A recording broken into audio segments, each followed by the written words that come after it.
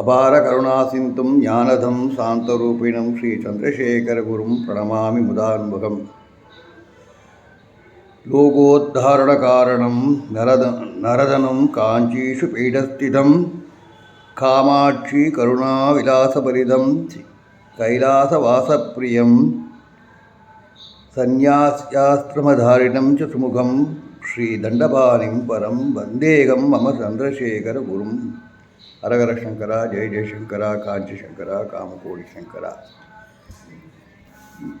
நம்ம காஞ்சி காமகோடி பீடாத்வை ஜெகத்குரு சங்கராச்சாரிய சுவாமிகளுடைய குரு பரம்பரையில் இன்றைய தினம் மார்கசிர சுக்லபக்ஷ ஷஷ்டி, மார்கசிர சுக்ல சஷ்டி, சுக்லபக்ஷம் அதில் சஷ்டி வர தேதி. அதாவது நம்ம மார்கசிர பட்சம் என்று சொல்லுவோம் சாந்திர மானசில், சூரிய மானசம் வந்து கார்த்திகை மாதம். இன்றைக்கி அவர் சித்தியான தினமான அன்றைய தினம் அவரை நாம் மனதார பிரார்த்தித்து கொண்டு மகாபிரிவா சித்திரப்படமோ ஆதிசங்கர சித்திரப்படமோ மகாபிரிவா பாதுகையோ எது இருந்தாலும் அதன் முன்னாக நின்று நாம் மனசார பிரார்த்தித்து சர்வே ஜனா சுகினோ பந்து என்று பிரார்த்தனை செய்து கொண்டு நாம் அவருடைய ஆராதனையை கொண்டாட வேண்டும் என்று கேட்டுக்கொள்கிறோம். இன்றைய தேதியிலே கிபி 672 வருஷத்திலே நமது 32வது பீடாதிபதி ஸ்ரீ சித்தானந்த ஞானேந்திர சரஸ்வதி சுவாமிகள் சித்தியடைந்தார். அவரை பற்றி விவரம் சிறிதளவு கிடைத்திருக்கிறது, அதை நாம் இப்படி விவரிப்போம். அவருடைய தகப்பனார் பெயர் கண்ம சங்கர சாஸ்திரி.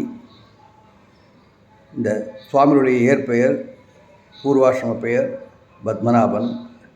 இவர் ஒரு தலை சிறந்த யோகி.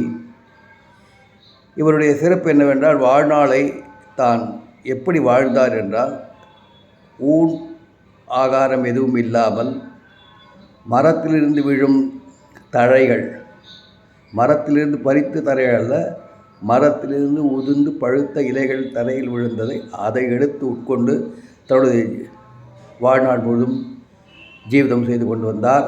அது காய்ந்த சருகு, பச்சை சருகு கூட இல்லை, காய்ந்த சருகுகளை எல்லாம் உண்டு வாழ்ந்து வந்தார். இவர் சுத்த சன்னியாகவே வாழ்ந்து வந்தார். காஷ்மீர் மன்னன் தென்புறத்திலே படையெடுத்து வந்து கர்நாடகத்தில் வரும்பொழுது, காஷ்மீர மன்னனுடைய பெயர் லலிதாதிபத்தியன். அவன் தென்னகமலுக்கு படையெடுத்து வந்தான்.